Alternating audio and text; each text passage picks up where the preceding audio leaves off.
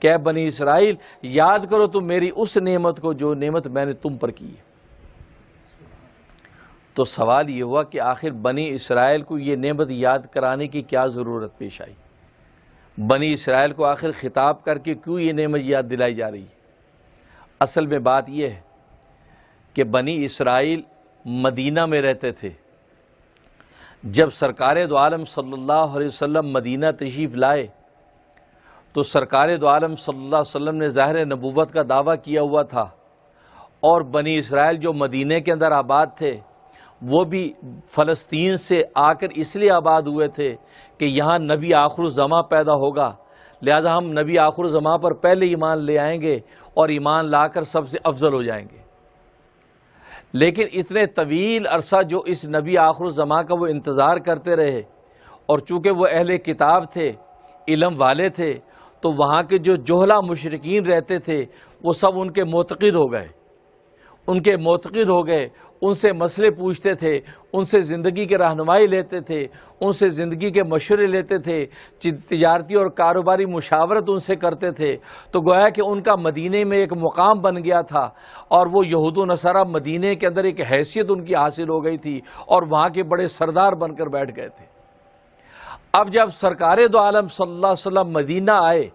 تو مدینہ آنے کے بعد اب ان کی طرف انصار جو متوجہ ہوئے ہیں، اور انصار آپ کو نبی مان رہے ہیں اور آپ کی نبوت کو تسلیم کر رہے ہیں، اب انہوں نے یہ سوچا کہ یار یہ تو وہی نبی آ گیا کہ جس نبی کا ہمیں انتظار تھا، اور جبکہ اتنے طویل عرصے میں ہمیں بھی یہاں پر بڑا مقام حاصل ہو چکا ہے، ہم بھی لوگوں کا مرکز بن چکے ہیں، لوگ ہمیں ہدیے دیتے ہیں، ہمیں نذرانے دیتے ہیں، ہم سے مشورہ کرتے ہیں، ہمیں بڑا مانتے ہیں۔ اب اگر ہم اس نبی کو مان لیں گے تو ہم چھوٹے ہو جائیں گے اور نبی مرکز بن جائے گا۔ تو انہوں نے پھر اینچ بیچ کر کے کیا بات نکالی، اوہو ہم تو اس لیے یہاں پر آئے تھے کہ ہم نے سمجھا تھا کہ بنی اسحاق میں سے نبی آئے گا، لیکن یہ تو بنی اسماعیل کی لڑی میں سے ہے، کیونکہ ایک بنی اسحاق کی لڑی چلی آتی تھی، ایک بنی اسماعیل کی چلی آتی ہے۔ تو انہوں نے کہا کہ ہمارے سارے نبی بنی اسحاق میں سے آئے، ہم نے سمجھا تھا یہ بھی بنی اسحاق میں سے ہوگا، لیکن یہ تو دوسرے یعنی بنی اسماعیل کی لڑی میں سے آ گئے، لہذا ہم اس کو نہیں مانتے۔ ان کے ساتھ حسد شروع کر دیا، بغض اور کینہ رکھنے لگے، اور سرکار دو عالم صلی اللہ علیہ وسلم کے ساتھ مقابلہ کرنے لگے، آپ پر اعتراضات کرنے لگے، اور آپ پر جو ہے آپ کی ایک ایک بات کو کاؤنٹر کرنے لگے۔ بلکہ مشرکین مکہ کو ابھارتے تھے، دیکھو دیکھو یہ نبی ایسے دعوے کرتا ہے، اچھا اس سے یہ سوال پوچھو، اچھا اس سے یہ سوال پوچھو۔ یہ صورتحال پیدا ہو گئی۔ تو اللہ تبارک و تعالی نے اس لیے وہاں بنی اسرائیل کو خطاب کیا کہ ظالمو تم یہ کیا کر رہے ہو، میں نے تم بنی اسرائیل پر کیا کیا انعامات کیے ہیں، حضرت موسیٰ علیہ السلام کے دور میں تم پہ کیا کیا انعامات کیے ہیں، تمہیں جنت کے ماکولات و مشروبات کھلائے، تمہیں آسمان کے بادلوں کے سائے عطا کیے، تمہیں جو ہے وہ گویا کہ من و سلوہ کی نعمتیں عطا کی،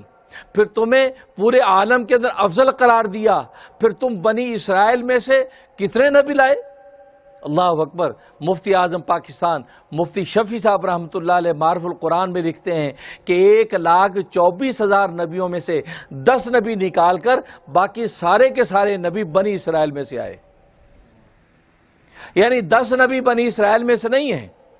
کیونکہ بنی اسرائیل سے مراد اسرائیل کی اولاد یعنی حضرت یعقوب علیہ السلام کی جو اولاد ہیں ان میں جتنے نبی آئے ہیں، یہ فرمایا کہ 10 کے علاوہ اس میں آدم ہیں، اس میں شیس ہیں، اس میں صالح ہیں، اس میں ہود ہیں، اس میں شعیب ہیں، اس میں ایوب ہیں، اس میں خود ابراہیم ہیں، اس میں اسحاق ہیں، اس میں اسماعیل ہیں، اور اس میں خود یعقوب ہیں،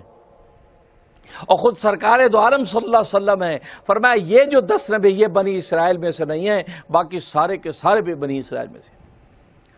تو دیکھو ماکولات و مشروبات کی مادی نعمتوں کے ساتھ ساتھ رتبے اور مرتبے کا یہ انعام اللہ نے عطا کیا کہ بنی اسرائیل کے اندر ہزاروں نبی پیدا کیے۔ تو اللہ اس نعمت کو یاد کراتے ہیں کہ تمہیں اتنی نعمتیں میں نے دی، اور آج میں نے ہی اپنا نبی آخر الزماں بھیجا اور تم اس کے منکر ہو گئے۔ اس لیے اللہ تبارک و تعالی نے خطاب بنی اسرائیل کو کیا، کیونکہ یہ مدنی صورت ہے، سورہ بقرہ،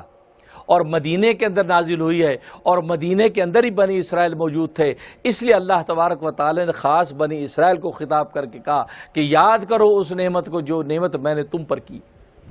ویڈیو کے نیچے سبسکرائب کے بٹن پہ کلک کریں، بیل کے آئیکن پہ کلک کیجئے تاکہ ہر نئی ویڈیو کی نوٹیفیکیشن آپ کو مل جائے۔